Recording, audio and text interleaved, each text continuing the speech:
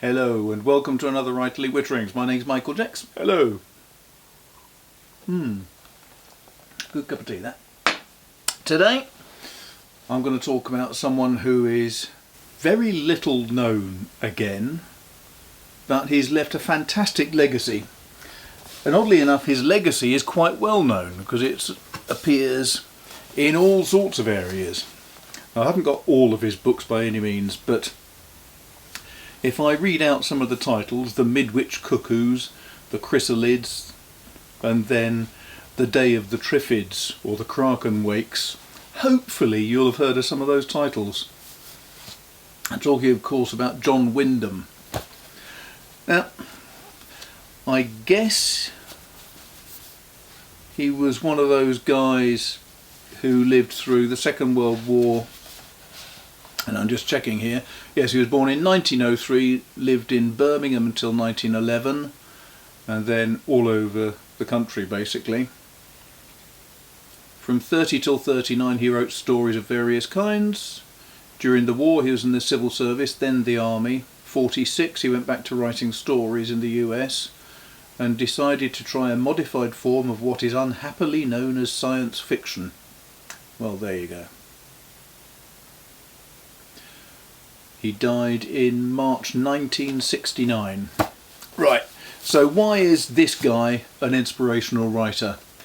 Well, I think because he took the concept of science fiction and turned it into more of an art form, put it like that. At the time, the really famous ones I would think would have been Isaac Asimov and Arthur C. Clarke. Looking up at these bookshelves at where they both sit. I always rated Asimov as a really inventive writer who was not particularly good at characterization. I always rated Arthur C. Clarke as a really good character writer who wasn't quite so good at inventive plots. Okay, someone's going to shoot me down, I'm sure. John Wyndham seems to have both elements though. He was, I don't think by training a scientist, but he used incredible imagination. The Day of the Triffids as an example. Now, most of us know the concept of the Triffids, that they were these plants that could walk around the place, lasso and eat humans, and they were a terrible nightmare after, as it showed in the film, a terrible meteorite shower that blinded every human on the planet. Well, no, that's the film, that's not what happened in the book. In the book, the Triffids had been raised and farmed as a process of genetic modification. Now, I'm going from memory here, but his concept was that Triffids were a fabulous source of oil. Oil reserves were starting to dry up in Saudi and elsewhere, and so they needed a different form of supply. And by genetic modification they managed to create these plants that were capable of movement but did generate huge amounts of this oil and therefore could be destroyed and farmed for their oil. Brilliant idea. So obviously what you've got to do with them is keep them in large enclosures so that they can't escape, because they do have this unfortunate propensity for eating humans. The meteor shower meant that some of their enclosures were breached and the humans that were blinded obviously could be hunted by these Triffids. Now let's just get this into perspective. The loss of oil, and so needing the new plant-based form, the idea of genetic engineering to get these plants to produce huge amounts of oil, all of this in a guy who published this book in 1951. These are concepts which are starting to be written about more seriously usually in the 1990s, late 1990s or the early 2000s. But Wyndham thought of it in 51, or he thought of it presumably in 49 or 50. So fantastic bit of inventive writing. And when you read the book you'll find that yes, it's fairly immature style of characterisation and so on for nowadays, but it is excellent characterisation. And then if you move from there to something like the Midwich Cuckoos, where he has the concept that an entire village, basically all of the children that suddenly appear, are as a result of alien impregnation of the women of that village, and these strange creatures, children,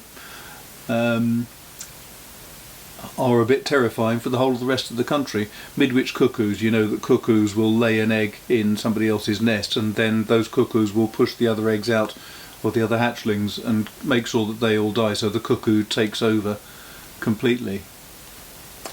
Chilling and brilliant. Then you've got the chrysalids, you've got the kraken wakes.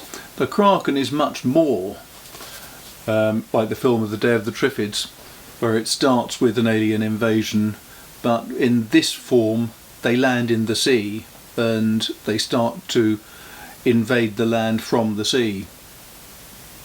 Again, brilliant, fabulously inventive story that was written back in, checking the first publication, oh, this was 53. So what an inventive, creative mind Wyndham must have had.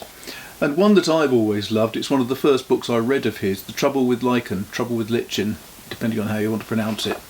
This was far less scary. 1960 he published this. And again, it's taking much more modern themes. He was taking the idea of the sorts of drugs that could be isolated from specific plant life. In this case, lichen or lichen. But it's not so much the terrible, disastrous, appalling consequences that he was looking at always. It's a lot more what would be the impact on society and on people with these things. And I'm aware that I'm talking over my time now and my battery will die on this camera. So I will just say, if you haven't read any John Wyndham before, do get hold of some of his books. I can thoroughly recommend as a start point The Trouble with Lichen.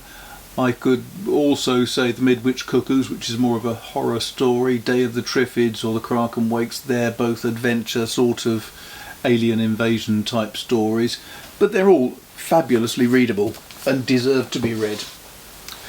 There you go. Right. So, thank you very much for watching if you're still here. If you're not still here, well, sorry to see you go. Thank you very much for watching. Hit the like button if you liked it, hit the subscribe button and the bell beside it, then you'll get notified of new videos coming through. And in the meantime, if you've got any questions or comments, put them in the comments box down the bottom. Thank you very much for watching. I'll better go. Take care.